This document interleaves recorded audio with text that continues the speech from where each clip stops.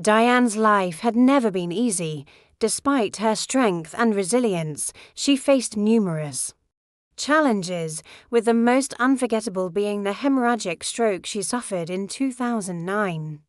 Her journey began on March 2, 1959, in the birthplace of the Republican Party. After high school, she followed the traditional path, getting a job, marrying, and having 2 children. However, her marriage brought her 15 years of controlling and abusive treatment from her insecure and older spouse. After waking from a 16-day induced coma, Diane delved into medical reports, desperate to understand why this had happened to her. She believed her hectic work schedule, including endless 10- and 12-hour days, contributed to her health issues. The signs had appeared earlier, following a graduation party in June 2006. When she felt a sharp pain in her chest, despite ongoing symptoms, she continued with her daily life, attributing her discomfort to allergies and muscle strains. Eventually, Diane's daughter took her to the hospital, where she was diagnosed with angina. Further tests and medical procedures followed, ultimately leading to the daunting realization that she needed surgery. The fear of the unknown loomed large, but with her daughter by her side, Diane prepared to face yet another trial with courage and determination.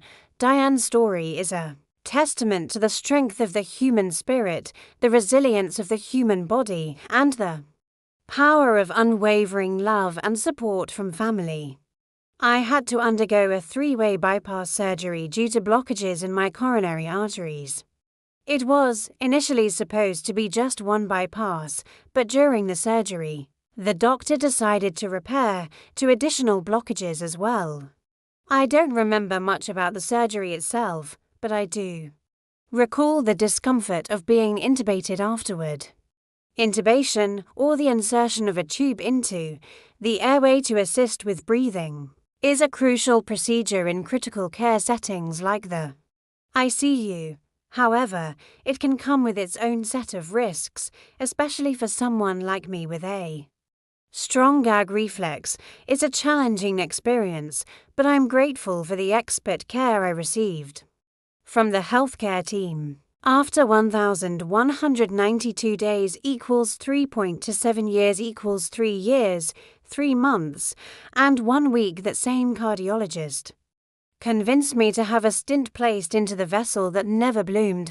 I specifically asked him if I had stopped any medication 10 days before this coronary angioplasty and stenting, which is a minimally invasive procedure that opens narrowed or blocked coronary arteries. He responded, "No, keep in mind, I have been taking full-strength aspirin 325 milligrams for the past 3 years. I should have listened to myself and stopped the meds, but you put your trust in these doctors. Not anymore, I don't. I believe that given my life choices with the bad marriage, long working days, just too much stress in my life compounded with staying on a blood thinner during this coronary angioplasty and stenting, all snowballed into my brain bleed on October 2nd and returned to work a brand new job. I just felt strange and I can't explain it. I mentioned it to my son that morning too. He said, call out of work then, coming from a Libra. Never thought I'd hear that from him. Maybe he subconsciously knew something was going to happen. I said, no, this is a new job, I don't need to jeopardize it. He said, Mom, you never have any problem ever finding work and getting hired.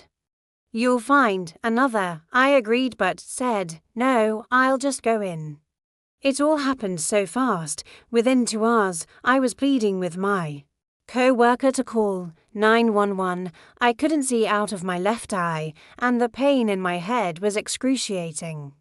My voice sounded distorted, almost like I was underwater. When my co-worker hesitated, asking for permission to call 911, I couldn't believe it.